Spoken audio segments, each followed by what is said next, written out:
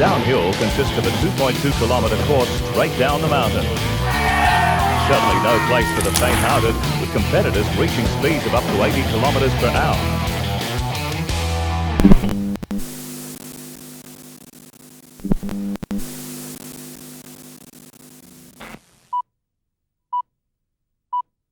This is my 10th year coming to Thredbo, and I've enjoyed every single year. I've been having a great time all the way back from '96, and it's taken me that long to win a senior title, so I'm really happy, and I'm going to wear the green and gold bands around my arm at all the World Cups this year proudly, and I'm going to be happy about that.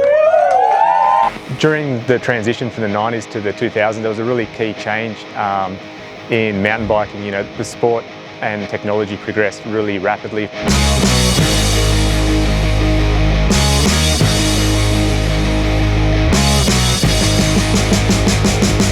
Around 2002, and I didn't take a bike up to Thredbo. I just went and watched, it must have been a national round, and yeah, straight away just absolutely hooked, just watching these people flying down the hill, having fun, catching the chairlift back up, then the vibe after.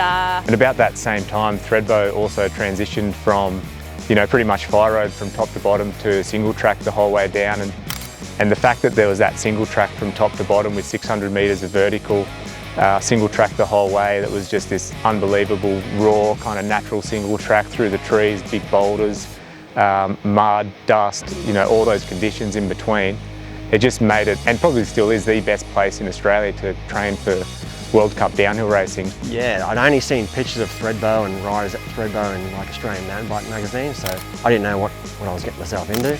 Anyway, I get down there and throw myself in the deep end again, and I really wasn't prepared, I think, for the weather. Being a mountain so big, you know, you're way up there with the clouds. One of the biggest mountains with the chairlift. It's still got one of the biggest runs in Australia, right? Like back in the day, I think it was 6 minutes. If you hold on to your handlebars for 6 minutes back in the day on those bikes we were riding, you'd do well in any other race pretty much in Australia, right? I think when I first started, in some ways I was really lucky only to have one track, and it just so happened to be the hardest one on the hill, that it sort of shaped the rider who I am today. I had to get used to all these gnarly features. So my first experience at Thredbo, I was only about 11 years old. It would have been about 2001. It was pretty scary at the time because you had to carry your bike up the chairlift. You know, a 20 kilo downhill bike on the Kosciusko chair, 12-15 minutes to the top for an 11-year-old was pretty daunting, to say the least. It was that sketchy and gnarly that, you know, everyone had to pass this course before we could, you know, go free ride for yourself for the rest of the day. Probably only about a month after I first did that initiation that the inter-schools mountain bike race was coming up. I gave that a crack, and there would have been about 500 kids here racing in inter-schools, and it sort of made me realise how big this sport was, and I pretty much fell in love after that event. Out in inter-schools, we used to be able to race downhill, dual slalom, four cross. So four cross was a 4 at a time gated start, similar to BMX.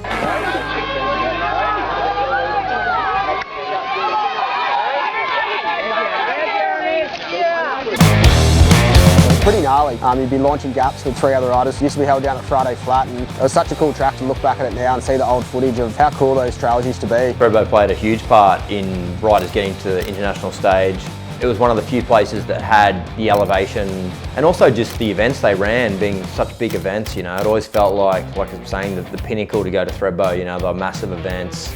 Everyone was there. It just felt like an international event. I just saw it as a place where, you know, you've got this massive mountain, big long chairlift, and it was a really popular place to come and make a name for yourself, right? Like for me, being a Queensland guy, I just see all the big names down there. You know, if you wanted to challenge yourself, progress in the sport and make a name for yourself, you got down to Thredbo where it just kind of generated a lot of talent. You had to go down there, yeah, mix it with the big boys, and like guys like Ronning, Sharples, Craig Fisher, Ben Whitlock, even young Joel Panozzo back in the time, you know. Like, that's pretty much helped me evolve in the sport and progress. Like you'd see everything in Europe in the World Cups, and you'd see all these people going up on chairlifts, and it was like Europe, and it was fast, and it was long, and it was hard and scary, and so for me it was the pinnacle. So without places like Thredbo, I don't think a lot of people would have succeeded in having enough experience maybe to race and have the confidence to race overseas as well. I got the opportunity to race World Cups overseas and race for Australia at World Championships, Thredbo was my go-to place for training with the chairlift and the village, the alpine vibe. You go there, you park the car, everything's there. You don't have to leave for the whole weekend or the whole week. You can just ride and train and dial in your lines and your bike, and I think it really helped me get to where I wanted to be in preparation for those big races. You know, I've spent a lot of time on the sidelines once I stopped racing as a photographer and watching the races and riders across lots of different places in Australia.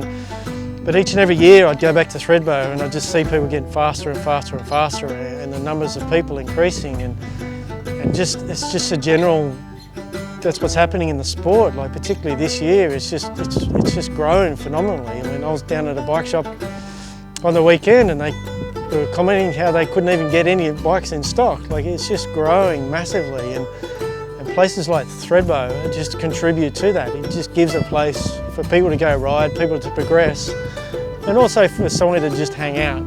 So it's not just a little place to ride, now it's actually a place to hang out. You had a great track to ride, great track to race, but it was also a great village. You know, you'd get to catch up with everyone, meet up with the local guys there. It's a super cool place.